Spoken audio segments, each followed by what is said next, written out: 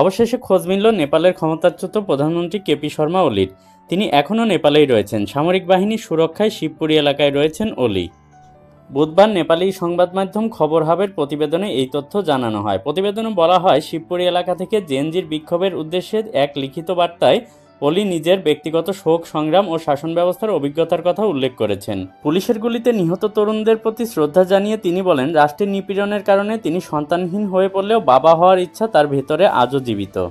1994 সালে স্বরাষ্ট্রমন্ত্রী থাকার অভিজ্ঞতা স্মরণ করে কেপি শর্মা ওলি বলেন, তার আমলে কোনো গুলি ছোড়া হয়নি। শান্তির পক্ষে নিজের আজীবন অবস্থানকে পুনর্ব্যক্ত করে অভিযোগ করেন, তরুণদের ব্যবহার করে বর্তমানে বিক্ষোভকে ধ্বংসাত্মক কর্মকাণ্ডে পরিণত করা হচ্ছে। তার ভাষায়, গুরুত্বপূর্ণ সরকারি দপ্তরে অগ্নিসংযোগ ও ধ্বংসযজ্ঞ হঠাৎ ঘটে যায়নি।